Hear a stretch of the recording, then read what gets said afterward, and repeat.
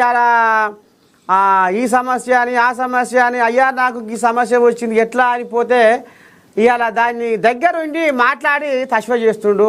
మరి ఈ రకంగా అంటే పదవి లేకపోయినా ఇంత రామసకదనంగా చేస్తుండు మనిషి. ఇంకా పదవి ఉంటే ఇంకెట్లా చేస్తున్నావు ఏం కథ అనేది ఏమన్నా జనాలు అనుకుంటురా ఊర్లో పోతే?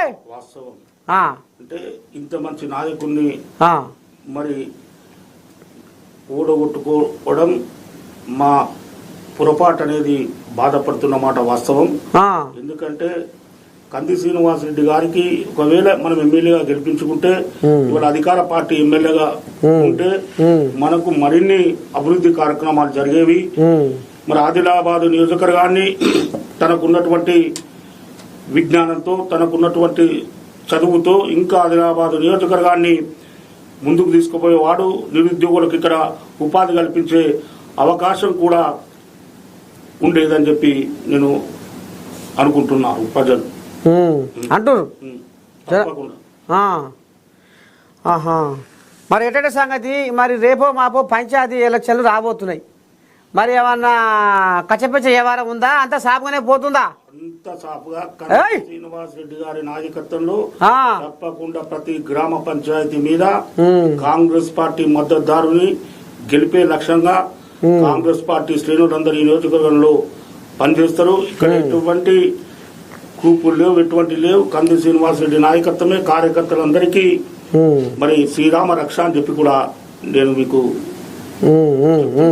అంటే మరి ఇప్పుడు కంది శ్రీనివాసరెడ్డి కాంగ్రెస్ పార్టీని ఏమైనా బతికించిండు అనేది ఏమన్నా ఉందా? అంటే బాగానే ఈయన వచ్చినాక ప్రచారం పెరిగింది, పలుకుబడి పెరిగింది, కాంగ్రెస్ కు ఇక్కడ జీవం పోసిండు అనేది ఏమన్నా నడిచిందా కథ?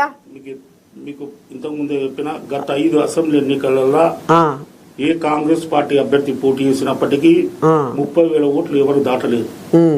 దాదాపు 48,000 ఓట్లు ఈరోజు కంది శ్రీనివాసరెడ్డి గారు కాంగ్రెస్ పార్టీలో చేరిన అనతి కాలంలో తక్కువ టైం లేకుండా తక్కువ టైంలో వాళ్ళు 48 ఓట్లు తీసుకొచ్చిందంటే మరి ఆయనకున్నటువంటి ఇమేజ్ తప్ప ఇంకోటి కాదని చెప్పి కూడా నేను అనుకుంటున్నా.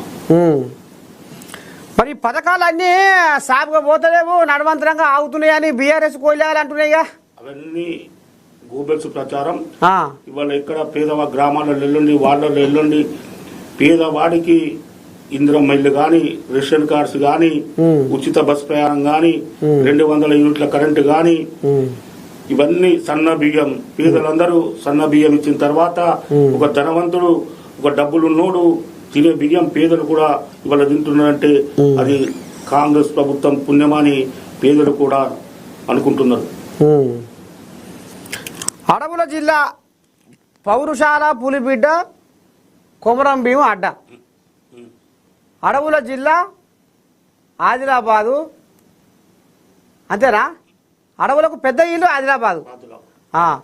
ఒకప్పటి అడవులు కనపడుతున్నాయి, ఇప్పుడు ఆదిలాబాద్లో అంతా కనుమరుగైపోతుందా ప్రకృతి? అంటే ఈ ప్రాంతం కనుక ఈ ఆదిలాబాద్ అంటే ఈ ప్రాంతంలో కొద్దిగా అడవులు తక్కువనే. అక్కడ ఉట్నూరు, జన్నారం మొత్తం ఉమ్మడి ఆదిలాబాద్ జిల్లా కొంతవరకు గతంలో ఉన్నటువంటి ప్రభుత్వాల తప్పిదాల వల్ల కొంతవరకు ఫారెస్ట్ లో కూడా నష్టం జరిగింది మాట వాస్తవం.